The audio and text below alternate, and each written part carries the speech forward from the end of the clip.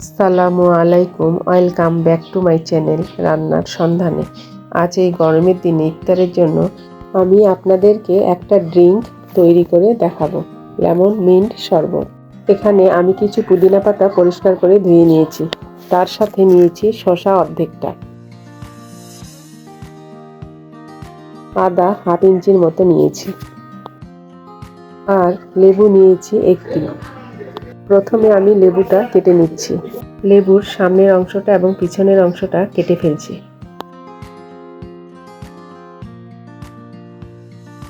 এবার লেবুটা লম্বা করে কেটে নিচ্ছি। আপনারা আপনাদের পছন্দ মতো কেটে নেবেন।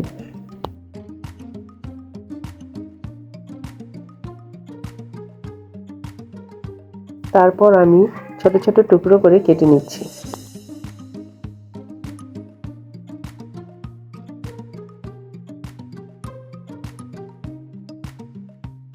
এখন খোসা সহ কিছুটা লেবু কেটে নিচ্ছি।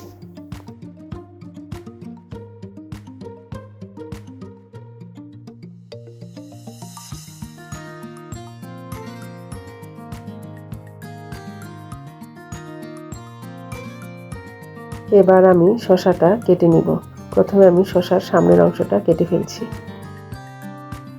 এবার শসা খোসা সহ ছোট ছোট টুকরো করে কেটে নিচ্ছি।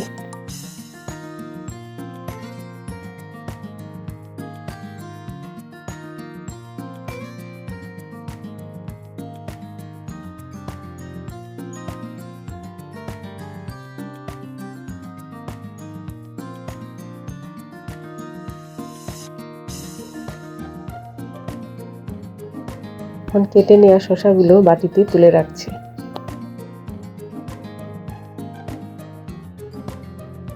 এখন আদাটাও ছোট ছোট টুকরো করে কেটে নিচ্ছি।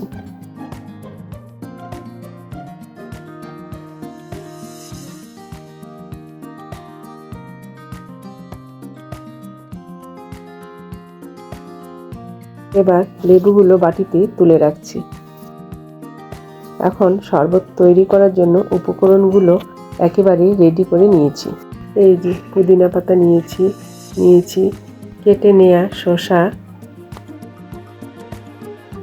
কেটে নেওয়া লেবু। এবার ব্লেন্ডার জারে প্রথমে দিচ্ছি লেবু, তারপর দিচ্ছি শসা ও আদা কুচি, এবার দিচ্ছি পুদিনা পাতা। এখন এর মধ্যে আমি 2 কাপ পানি দিয়ে দিচ্ছি। চিনি দিচ্ছি 2 টেবিল চামচ, আর দিচ্ছি মধু 2 টেবিল চামচের মতো। এবার ঢাকনা দিয়ে ব্লেন্ড করে নেব।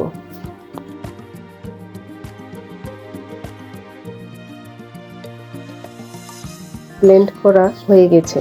এখন বাটিতে একটা ছাঁকনির সাহায্যে ছেঁকে নিচ্ছি।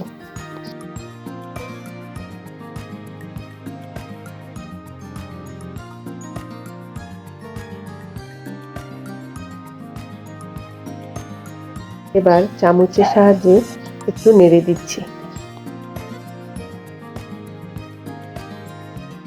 এখন গ্লাসে কিছু বরফের টুকরা দিয়ে শরবতটা ঢেলে নিয়ে পরিবেশন করছি।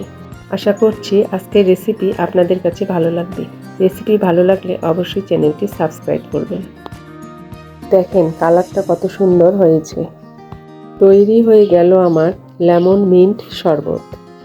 আজকের মতো এখানে বিদায় নিচ্ছি। আল্লাহ হাফেজ।